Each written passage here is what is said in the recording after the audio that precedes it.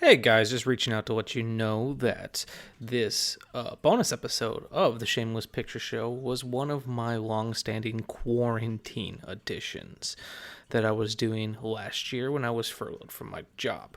I was doing them all as live episodes for you all to enjoy, but as time went on, it became harder and harder to find time to cut together the audio version, so I'm slowly making my way through them. So some of these reviews you might have already heard. They've been up for a while on our podcast. Can't talk today. On our podcast page, and of course on my own personal page. So they have been available. They've been around. So this might not be new content. I'm also letting you know that this is from June 13th, 2020.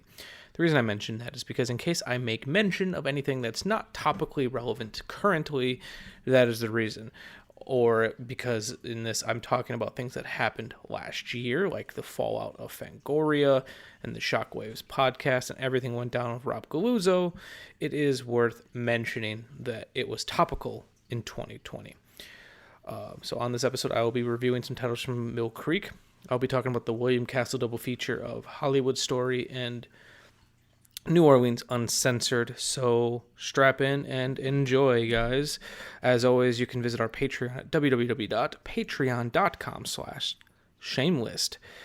For as low as $1, you can get a thank you on the show. $5, you can get all of our bonus audio and a sticker. $10 gets you the sticker, a button, the bonus audio.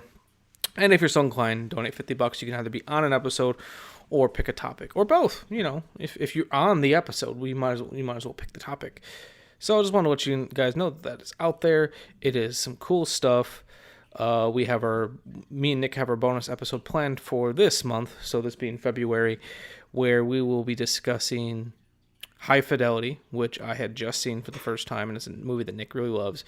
And we're also going to be comparing it to the High Fidelity TV show on Hulu. So stay tuned, and thank you for listening.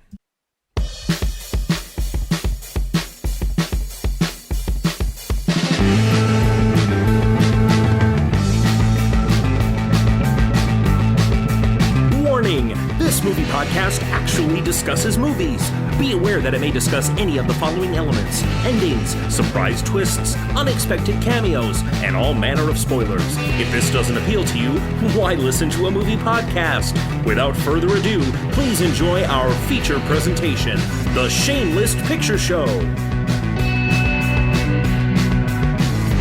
Hello and welcome to another quarantine edition of The Shameless Picture Show. For those of you who are listening to this and not watching the video, I forgot to hit the record button. So you missed out on a whole rant about Gone with the Wind and why I think HBO Max taking the movie down and re-adding it with context is in fact a good thing. I also kind of spun you a yarn about why I think context in everything is important, but that's just me. And if you want to go back and re-listen to that, please go to my personal Facebook page, and it should be under live events. And yes, I'm sure a lot of you have noticed that I've been doing all the live streams through my own personal page instead of the Shameless Picture Show. I'm eventually going to swap that, but I decided to do that because when I was doing the Shameless Picture Show, I would never get anyone watching, ever. Like, okay, I like people show up and, hey, what's up? And then leave. And that's cool. That's all you want to do. But I wanted to experiment to see if I did it on my own personal page, would it make an impact? Would it change? Because more people see my posts than they see the Shameless Picture Show. That's fine. I'm cool with that. Actually, I'm not. Please like the Shameless Picture Show and hit the little star so you see it first. I need my numbers to go up, people. If you listen, let me know that you listen. It matters to me. Like I said, I've been good. The world could be a better place.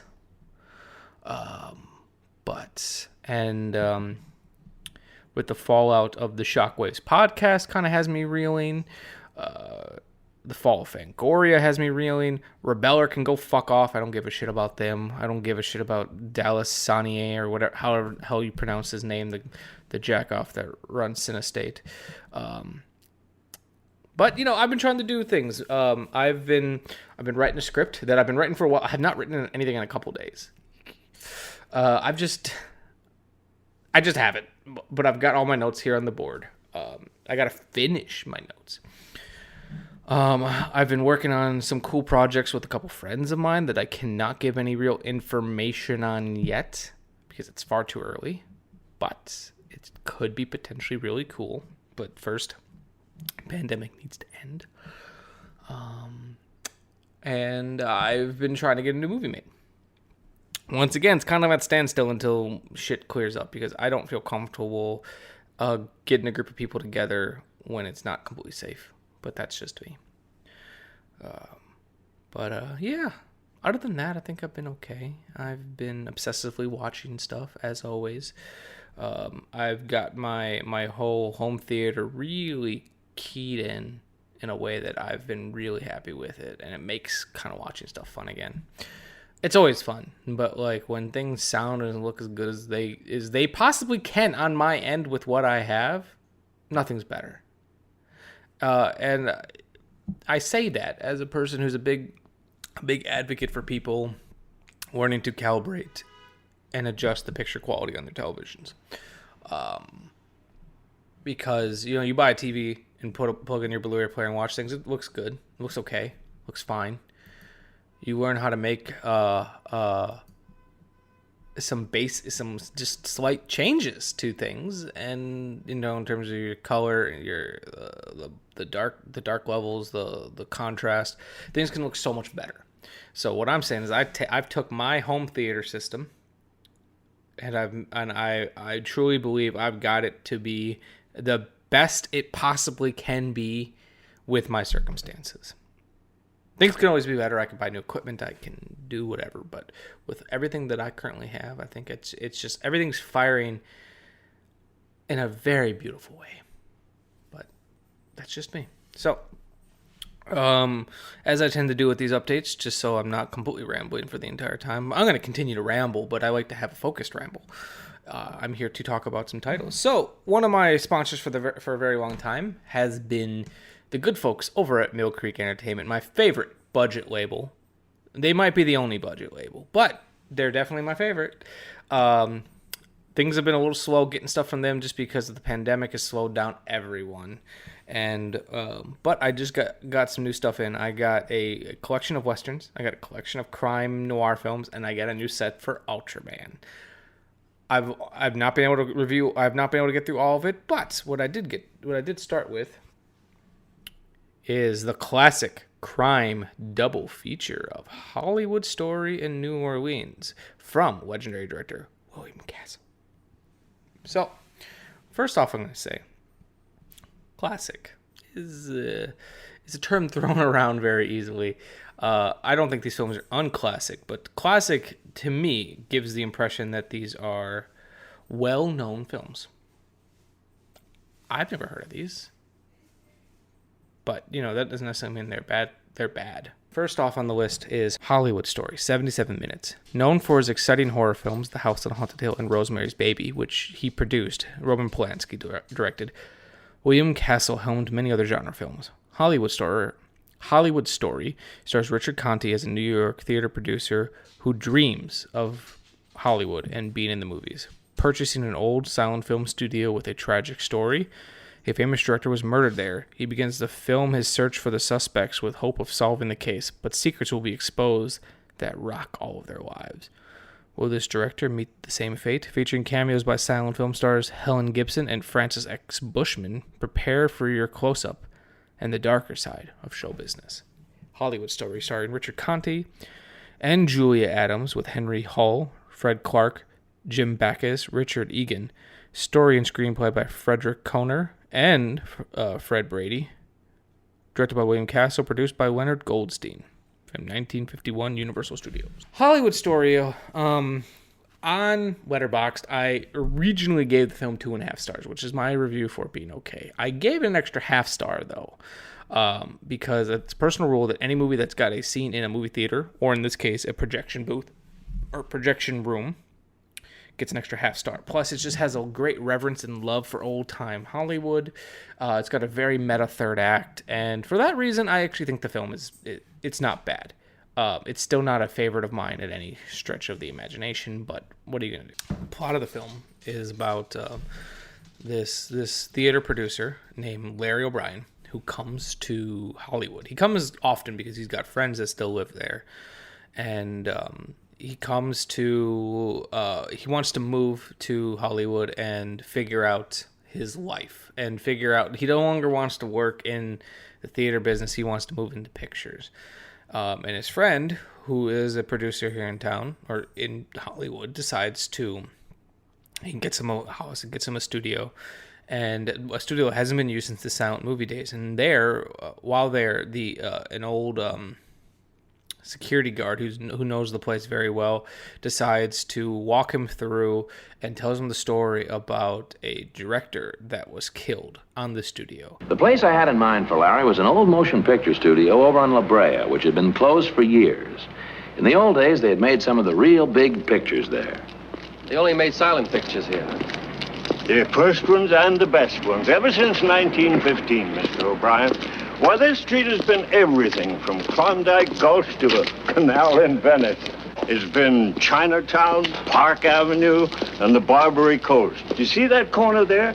Well, that's where Lee surrendered to Grant. Custer made his last stand right in the middle of that square. Now, if you follow me right through here... What's this, Mr. Miller?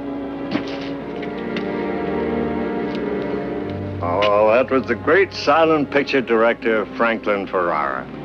You remember, he was murdered. I think I do. He was killed right on this lot, down there in that bungalow. Would you like to see it? Some other time, Mr. Why not? Let's take a look at it. The director's name escapes me at the moment, but it's supposed to be loosely based on the story of William Desmond Taylor, who was a silent film director. And then from there, he decides to make a movie about this. And once the murder is still unsolved, but once he gets closer and closer to solving what's going on, his own life starts to be in danger. But the more danger there is, the more he wants to continue his search. And along the way, he also brings in Julie Adams, the actress Julie Adams, who plays the daughter of one of the actresses that worked with this director. So he's trying to get as many people together who worked with him. The screenwriter, he pulls in Vincent St. Clair, played by Henry Hall, worked with this director, and he wants them all to work with him on making this film, which is, let's get the real people that knew this guy to help me make this film. And like I said, I thought the film was okay. A couple things that I loved. So William Castle shot this at Charlie Chaplin's old studio because he wanted to have an old Hollywood feel. And that's kind of great because I'm pretty familiar with the look of this studio because I've seen quite a few of Chaplin's films. And he uses locations from the studio in his films often. I've seen a lot of behind-the-scenes footage of Chaplin's studio. Plus, Jim Henson Company currently runs out of Chaplin's studio, so I've watched a lot of their behind-the-scenes stuff, and I know the studio. I know what the studio looks like, very much like I know what the old Walt Disney studio looks like. It's one of my favorite locations, so I like that quite a bit. So it's kind of great when Larry O'Brien and let's just use he's the only character name I remember. Let's say when Richard Conte and Julie Adams are watching the dailies together, or watching an old film together in the screening room. I got the feeling that this could be Charlie Chaplin's old screening room, and this is maybe where Charlie Chaplin sat and watched dailies for his own films, and it just kind of fills you full of a great joy. And I could definitely feel that William Castle has a love for these old films, these old early sound films. And then with the success of Sunset Boulevard, which came out the previous year, Hollywood stories about Hollywood were doing very well. Where the film doesn't work for me is I think it's ultimately pretty forgettable. Like I said, I think it's got a great third act. Like I really liked that third act. But ultimately, I don't think Richard Conte. I don't really buy him as a film producer. He's written very much like one of those old gumshoe detectives.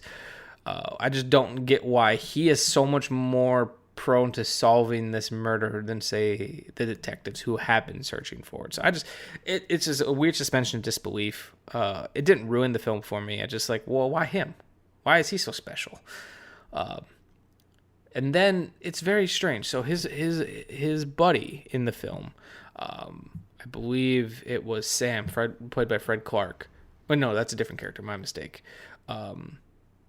Anyways, his buddy in the film who brings him to Hollywood, he is all like,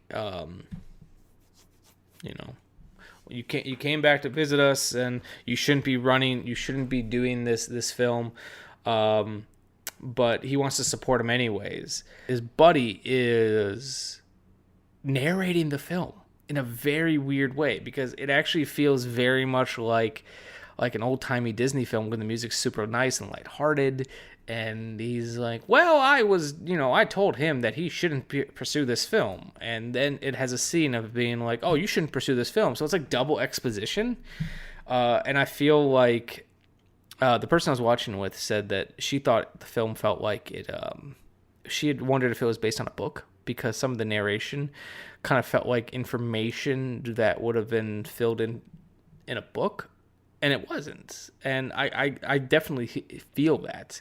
I just feel like a lot of the exposition and extra information that we were given wasn't needed. And William Castle's it's not his directly next film, but the next film that I'm reviewing by him, I think he does a way better job at. Because in the grand scheme of things, he directed this film in 1951, and he directed a bunch of films in between there. So, he directs like 2 to 4 films a year. So the man gets better at what he's doing along the way. So Hollywood Story, like I said, I thought was okay. If you're a fan of movies about Hollywood and making films, I think it's great in that way. And like, so especially if you're interested in the silent film era, because from what I've read, the telling of the director William Desmond Taylor, it's based on his murder, tells the story pretty accurately. They have their own unique ending to it, but I found that to be pretty interesting. And as a fan of just old time film and the history of film, I like it. I thought the happy ending was a little dumb, but it's the 50s. What do you expect? Next on the collection is a movie called New Orleans Uncensored. It sounds like it's going to be a porn, but it is not a porn. Back of the box says, New Orleans Uncensored, 76 minutes. William Castle directed this Sam Katzman production, a gritty crime thriller about a newly discharged sailor who gets a job as a longshoreman in the Big Easy. He swiftly discovers mob corruption throughout the docks, and when a friend is killed by the gangsters, he convinces the police to let him go undercover and take matters into his own hands. Filmed on location, on the docks, and in the French Quarter, New Orleans Uncensored stars Arthur Franz of The Sniper, and Beverly Garland, Michael Ansara, Ed Nelson, and Mike Mazurki. So Columbia Pictures presents the New Orleans Uncensored, starring Arthur Franz, Beverly Garland, and Helen Stanton. Story by Orville H. Hampton, with a screenplay by Orville H. Hampton and Louis Meltzer, produced by Sam Katzman, directed by William Castle from 1955. So this one I actually really liked. I thought it, once again, the film drags in the middle in a very weird way. And these films are super short. They're not even a full hour and a half. Like, a film like this should just move. I love the setup. I love parts of the setup. I love the story of our lead character, played by Arthur Franz, who this character's name is Dan Corbett. He is a former naval officer who comes to New Orleans because he wants to open up his own business. He buys a really shitty rundown boat that needs a lot of work. And to make money to open up his own business, he works as a longshoreman. And he befriends a guy named Jack Petty and his girlfriend Alma May. And they're really impressed when he just he knocks out this guy. He's like, oh, you've got a really good punch. Well, I used to be a boxer. Cool. Throughout that, he gets really close to Alma May. Very close to Alma May. And and then gets very close to another guy named Dan and his wife, and just tries to get his life together, make some money, and starts realizing that this local gangster, I believe his name was Zero Saxon, he's kind of running everything. So I like that. Where I don't like is the film tries very hard. It almost feels like a documentary when it first opens up, because it's got a lot of stock footage of people working the docks in New Orleans. And then it's also got a lot of dudes who I think are playing their real life selves, who are talking about like how, well, New York docks are super corrupt, and New Orleans docks are not super corrupt, and here's why, yada, yada, yada. And it's just like a bunch of bullshit that we don't need. But once it gets into the story, I find myself really liking it. I thought Arthur Franz is just got this great charisma to himself. Any scene with Arthur Franz and Helen Stanton, who played Alma May, are fucking great. There's a sequence where they kind of go on a date with each other, where they're at like this arcade and playing games, and Alma May says she's got a boyfriend, and Dan just does not give a shit. He does not care. And that's when he lays out the guy and everything, and she's like, hey, I'm gonna talk to my boyfriend about you, not in a bad way, but like try to get you a job, hook you up with Dan. And then they go out to Café du Monde in New Orleans, which is a spot that me and my wife went to on our honeymoon. And it was super weird seeing in 1955 because it's exactly the same. And it just made me nostalgic. And they have this really great conversation. I don't remember all the beats for it for sure, but like, she says, like, well, it's a New Orleans tradition that we're going to go get coffee and donuts. And he goes, well, are you going to show me another New Orleans tradition afterwards? And she's like, no, the New Orleans tradition is girl and guy get coffee and donuts. Girl goes to her respective home. Guy goes to his respective home. And they're just like this will they, won't they type of like connection between them. And I really liked these two together. And I was kind of rooting for them, even though that Alma May had a boyfriend, and Dan Corbett is just kind of like, you know, going against, you know, what's right and what's wrong. And then Alma gets him hooked up with a guy named Joe. I said his name was Dan earlier because I got confused. Joe runs the docks, and then he becomes friends with him and his wife. And that really confused me at first because Helen Stanton and Beverly Garland look very similar. Not exactly, but I actually personally felt like the connection between Arthur Franz and Helen Stanton was much better than the connection between him and Beverly Garland. But he then befriends Joe and his wife, and Joe's unhappy. His wife, Marie, is unhappy.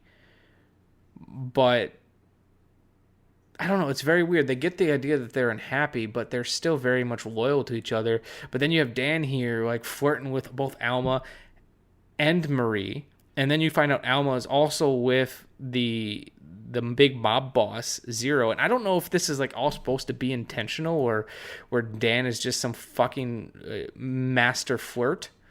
And if both women are supposed to be unfaithful. And I also don't know if I misheard the dialogue correctly, because Alma very much, it sounded like she said her man was over there, but then we never see her with that guy. And we only ever see her with Zero. So like, but they also talk about in dialogue that she might have another person. So it seems very progressive for the 50s, where you have this woman who is essentially one of the heroes and a very likable person who's juggling what seems to be 3 different guys. You have a subplot about Dan and his best friend's wife. It's very strange, but I found myself really liking because it felt realistic. Like, I'm sure it's a super heightened experience, but since so many films were so straight-laced at this time, to have something that felt a little bit more sordid kind of appealed to me in terms of a storytelling device. It also had elements that reminded me of White Line Fever, with the idea that Dan wants to get his own business going. It also had elements that reminded me of Hard Times, the Charles Bronson film, like the bare-knuckle boxing. If I had any complaints, I feel like the movie's trying to tell too many stories. It tries to give a very in-depth look into how dock workers and how their unions work. Then there's a whole fucking subplot about boxing, and I kind of love all those scenes. You have Dan and Alma, you have Dan and Marie, and because Marie and Alma look so much alike, I'm still not 100% sure who he winds up with in the end. I think he winds up with Marie, but I don't 100% know. But I found myself really liking this film. Believe it or not, both this and Hollywood Story on Letterboxd wound up getting 3 stars. Hollywood Story got 3 stars because I gave it an extra half star for this love of Hollywood that it has. And I feel like if the middle portion of New Orleans Uncensored was just a little tighter, it would have been a 3.5 star. And it might even raise up over time. I definitely prefer New Orleans Uncensored over Hollywood Story. I just think it was a much better told story. It does use some narration and some goofy plot devices, but ultimately I think it allows the characters to tell the story. And I really like Arthur Franz in this film. He's not an actor that I'm super familiar with. I'm actually currently looking at his selected filmography, and he's not in a lot that I've seen. Like I said, he was in a movie called The Sniper, which sounds cool. I might want to add that to my watch list. And then he was in Abbott Costello Meet the Invisible Man, which I've not seen. I don't think I've seen many films that this man's been in, but I want to go pursue more that he's been in, because I personally think he's great. And then I want to see if Helen Stanton, or maybe it's Helene Stanton, is any other films, because she's fucking amazing. She should have been the lead actress in this film, because she was great, and she was only in a handful of films herself. She didn't seem like she had nearly as big of a career, but no, I actually really, really recommend New Orleans Uncensored, and I recommend going out and picking up a copy of this double feature, because I think both films are worth it. Ultimately, I think both films look stunning. Black and white cinematography has always looked very good on Blu-ray, especially if the company has a nice print, and both of these prints are gorgeous. I sometimes give Mill Creek a little bit of shit for less than stellar transfers on their DVDs, but their Blu-rays always look very good. Mono score, it's a 2.0 mono score, but through my system it plays through one speaker. Sounds really good, actually. There's a couple times I thought it was in stereo, just because, especially on New Orleans Uncensored, it just had a very wide breadth to it. If you want to get more into 50s film and William Castle, I really recommend this collection. New Orleans Uncensored is definitely my favorite, but Hollywood Story does have some really nice moments to it. So, yeah. Actually, thinking about it, I might have to, because originally I had Hollywood Story at 2.5 stars, and I took it up to 3. Normally how my rating system works is 2.5 stars is okay / that movie wasn't bad. 2 stars in my rating system is that movie's not very good, but it does have some saving graces to it. That honestly feels more like Hollywood Story, and then with its extra half star, it would take it up to that wasn't bad. So I think I might have to lower Hollywood Story down to 2.5, and keep New Orleans Uncensored at 3. I think New Orleans Uncensored is a good film, and I recommend it highly. If anything, just for the scenes, honestly, just. The action is pretty good in this film, but like just the scenes of Arthur Franz and Helene Stanton, and Arthur Franz and Beverly Garland, it's just, they all have so much chemistry, and just the scenes of them talking I thought were fantastic. But I think that's it for me today.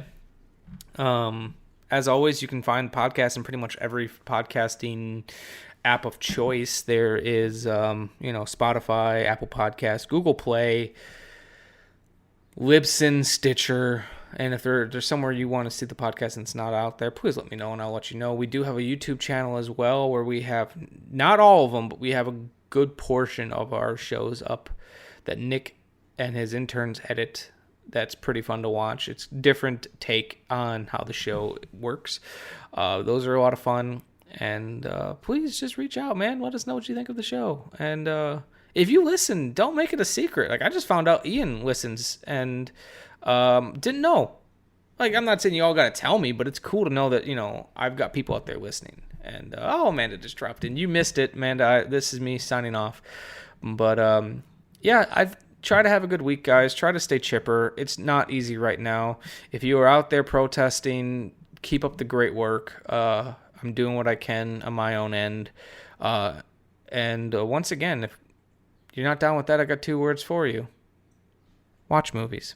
The Shameless Picture Show is recorded in Milwaukee, Wisconsin and Easton, Maryland, is hosted and produced by Nick Richards and Michael Viers, and is more often than not edited by Michael Viers. Any TV or YouTube versions of the show to date have been edited by Nick Richards, Tyler Hanna, or Dina Villani. Our opening theme music was written especially for us by The Directionals, with narration from Zach McLean. The end credit music you're enjoying at the moment was generously provided by my friends in the band 10 Speed, and our new kick-ass logo was designed by Amanda Viers. A special thank you to all of our Patreon supporters and to our generous sponsors at Mill Creek Entertainment and Vinegar Syndrome. We are on Spotify, Stitcher Radio, iTunes, Google Play, and Libsyn. You can find links to all these tremendous folks, as well as the show, in the description below. Make sure to rate, review, and subscribe.